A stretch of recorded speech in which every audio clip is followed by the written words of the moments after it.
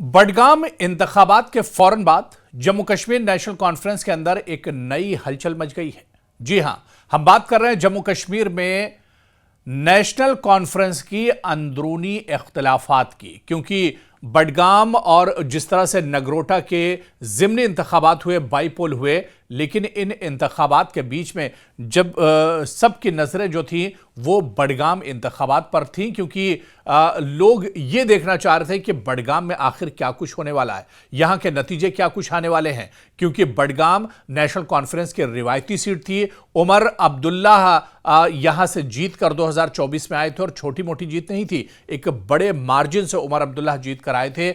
ऐसे में लोग ये देखना चाहते थे कि बडगाम की सीट, जहां पर आगा रूहुल्ला जो सबसे बड़े लीडर इस पूरे इलाके के माने जाते हैं, नेशनल कॉन्फ्रेंस का रुकने पार्लियामेंट है, वह हालांकि पार्टी के कामकाज से नाराज थे, उमर अब्दुल्ला सरकार की कारकर्दगी से नाराज थे और लोग इसी वजह से देखना चाह रहे थे कि यहां क्या होने जा रहा है। यही वजह है कि बडगाम इंतखाबात के फौरन बाद जम्मू कश्मीर नेशनल कॉन्फ्रेंस के अंदर एक नई हलचल मच गई।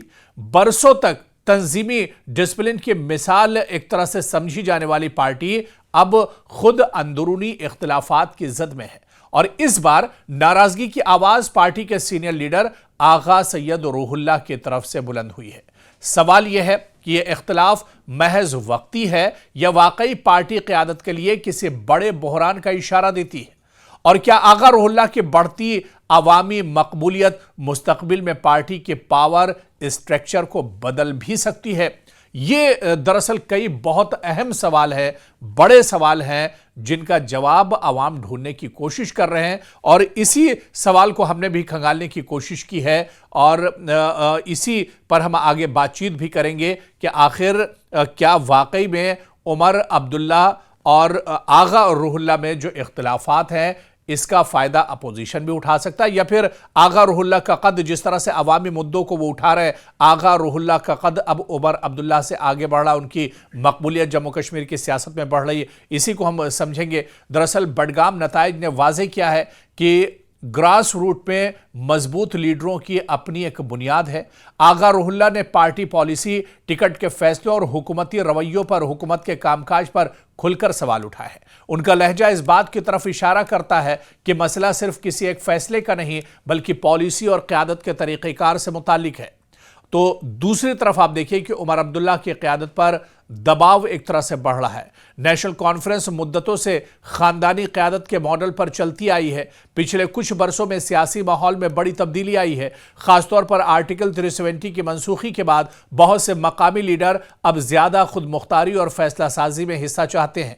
यही वजह है कि उमर अब्दुल्ला को अंदरूनी तनकीद में इजाफा महसूस हो रहा है और खुद नेशनल कॉन्फ्रेंस के अंदर सब कुछ ठीक ठाक नहीं चल रहा है।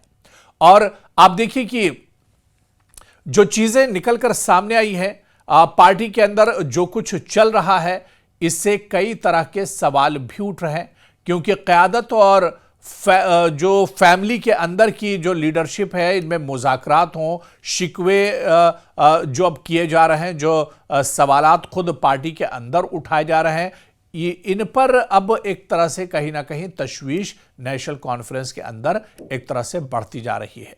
दूसरी तरफ आप देखिए, क्योंकि इस सिक्के का जो दूसरा पहलू है, दूसरा रुख है कि अगर अवामी सतह पर आगा रूहुल्ला की पजीराई बढ़ी तो वो पार्टी के अंदर कुछ एक तरह से जो इस्लाहात हैं या इसे मजबूत करने का मुतालबा भी एक तरह से कर सकते हैं, और बल्कि वो मुतालबा करते रहें, क्योंकि आगा रूहुल्ला खुद अपनी पार्टी से सवाल करते रहें, उमर अब्दुल्ला सरकार से सवाल करते रहें कि आखिर वो वादे कहाँ हैं।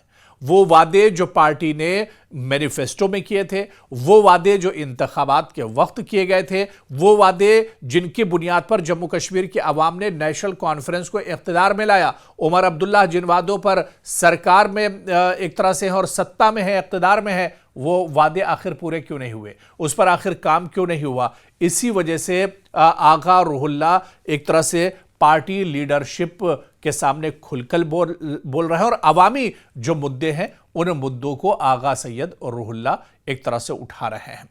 आप देखिए कि अगर इख्तिलाफात यूं ही बरकरार रहे या बढ़े तो आगा रूहुल्ला का किसी नए इत्तेहाद या प्लेटफॉर्म की तरफ बढ़ना खारिज अज इम्कान नहीं है। और ये एक इंतहाई और बहुत बड़ा कदम एक तरह से होगा आगा रुहुल्लाह का और नेशनल कॉन्फ्रेंस के लिए भी। अब देखिए कि आगा रुहुल्लाह का मुस्तकबिल क्या है। दरअसल आगा रुहुल्लाह की सियासत का इन्हिसार 3 चीजों पर होगा। उनकी अवामी मकबूलियत कहां तक बरकरार रहती है, पार्टी के अंदर उन्हें कितनी जगह और इख्तियारात दिए जाते हैं, और क्या वो खुद को सिर्फ मकामी लीडर तक महदूद रखते हैं या फिर रियासती सतह पर बढ़ी हुई सियासी पोजीशन चाहते हैं। फिलहाल वो एनसी के नाराज जरूर हैं मगर बाअसर लीडर की हैसियत रखते हैं, और खुद मौजूदा में आप देख लीजिए कि पार्टी के रुकने पार्लियामेंट हैं। ऐसे में उनकी हैसियत काफ़ी ज़्यादा है। और जिस तरह से आगा रुहुल्लाह के बारे में कहा जाता है कि वो सिर्फ सियासी लीडर नहीं हैं बल्कि मजहबी पेशवा भी हैं और रिलीजियस लीडर भी हैं। उनकी पकड़ सिर्फ बडगाम में नहीं बल्कि बडगाम के आसपास का जो पूरा इलाका है, कई सियासी जो हल्के हैं वहां तक उनकी मकबूलियत है। और ऐसे में अगर ये नाराजगी बरकरार रही, क्योंकि अब खुलकर आगा रुहुल्लाह भी सामने आ गए हैं, बडगाम के नतीजों के बाद नेशनल कॉन्फ्रेंस की तरफ से जो हमले सीधे सीधे आगा रुहुल्लाह पर किए जा रहे थे, आगा रुहुल्लाह ने अब उसका जवाब देना भी शुरू कर दिया है। तो अब ऐसे में जो टकराव है वो एक तरह से बढ़ता जा रहा है। और इससे भी बढ़कर आप ये देखिए कि अब आगा रुहुल्लाह का जो कद है, उनकी जो मकबूलियत है अवाम के बीच में, वो बहुत तेजी से बढ़ रही है। आगा रुहुल्लाह की साफगोई और बेबाक सियासी अंदाज ने उन्हें एक मजबूत मकामी आवाज बना दिया है। सोशल ग्राउंड पर कुछ हलकों में उनकी मकबूलियत बहुत तेजी से बढ़ रही है। खासतौर पर बडगाम और उसके आसपास के इलाकों में अब आगा रुहुल्लाह के चाहने वालों की तादाद लगातार बढ़ती जा रही है। लेकिन यह कहना कि उनका कद पार्टी क़यादत से आगे निकल गया है, यह अभी कब्ल अज़ वक्त होगा, यानी यह एक तरह से जल्दबाजी होगी। दूसरी तरफ आप देखिए कि नेशनल कॉन्फ्रेंस इस वक्त एक अहम मरहले से गुजर रही है। आगा रुहुल्लाह की नाराजगी पार्टी के सामने यह पैगाम रखती है कि रिवायती क़यादत के मॉडल में अब तब्दीली की गुंजाइश बन रही है। आने वाले चंद महीने यह तय करेंगे कि इख्तिलाफात वक्ती है या रियासत की सियासत में कोई बड़ी तब्दीली का पेश खैमा भी बनते जा रहे हैं। तो यह कहीं ना कहीं अब बहुत अहम होगा। और यह देखना, जिस तरह से हमने कहा कि आने वाले वक्त में बहुत अहम होगा कि क्या नेशनल कॉन्फ्रेंस में जिस तरह से हमला और जवाबी हमले का दौर चल रहा है, एक दूसरे पर बयानबाजी की जा रही है, छीटाकशी की जा रही है, क्या पार्टी इस दौर को ख़त्म कर पाएगी? क्या ये जो मरहला है ये पार्टी इस पर जीत हासिल कर पाएगी?